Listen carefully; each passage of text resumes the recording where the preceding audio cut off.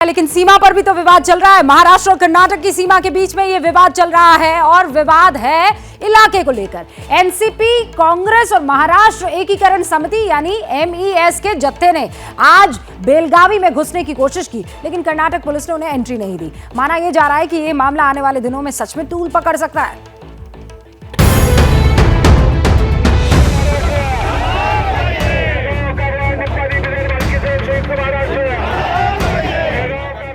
ये तस्वीर कर्नाटक के बेलगावी की है और पुलिस की नाकाबंदी के पार खड़ा जत्था कर्नाटक के बेलगावी को महाराष्ट्र में शामिल करने की मांग पर अड़ा है। महाराष्ट्र एकीकरण समिति, एनसीपी और कांग्रेस के कार्यकर्ता कर्नाटक में घुसना चाहते थे, लेकिन पुलिस ने इनमें से कईयों को हिरासत में ले लिया। इन कार्यकर्ताओं ने कर्नाटक महाराष्ट्र सीमा पर कोगनोली टोल प्लाजा के पास जोरदार प्रदर्शन किया।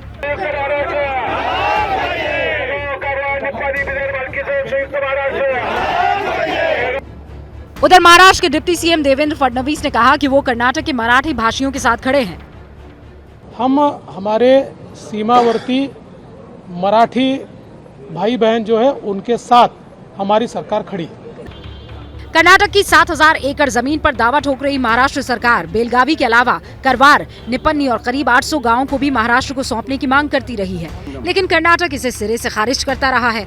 कुछ दिन पहले भी गृह मंत्री अमित शाह ने इस मुद्दे पर दोनों राज्यों के सीएम के साथ बैठक की थी, लेकिन कोई भी झुकने को तैयार नहीं हुआ।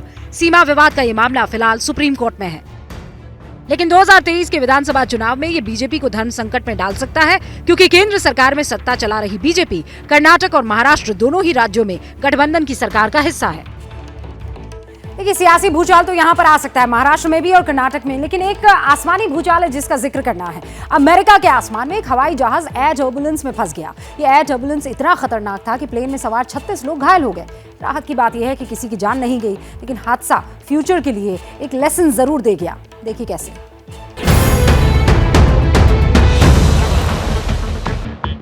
अमेरिका के आसमान में हवा ने रुख और रफ्तार बदली तो कोहराम मच गया।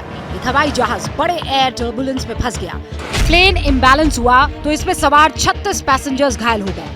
हवाईन एयरलाइंस की फ्लाइट HA35 ने फीनिक्स से होनोलुलु की उड़ान भरी थी, लेकिन होनोलुलु पहुंचने से सिर्फ आधे घंटे पहले प्लेन एयर टर्बुलेंस का शिकार हो गया। इसके बाद विमान में अफरा तफरी मच गई। एयर टर्बुलेंस इतना ताकतवर था कि प्लेन में मौजूद 278 में से 36 पैसेंजर्स घायल हो गए।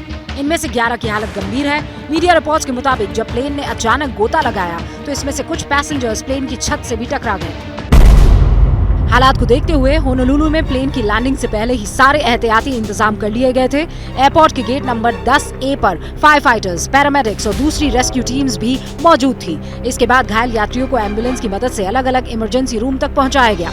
बताया जा रहा है कि घायल होने वाले यात्रियों में से ज्यादातर ने सीट बेल्ट नहीं बांधी थी। वैसे भी आमतौर पर टेक ऑफ के बाद ज्यादातर यात्री अपने सीट बेल्ट खोल देते हैं, लेकिन यह हादसा बताता है कि अगर लोगों ने सीट बेल्ट बांधी हुई होती तो शायद स्थिति इतनी ज्यादा नहीं बिगड़ती। तो सबक क्या है? आपको सीट बेल्ट हमेशा बांधे रखना है, चाहे गाड़ी में हो चाहे प्लेन में हो। क्या मजबूरी है मेरी, बताइए।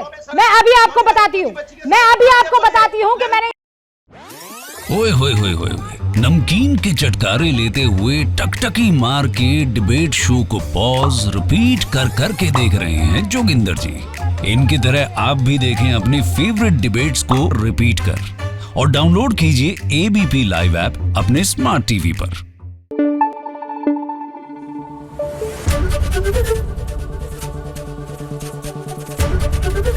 ABP न्यूज आपको रखे आगे।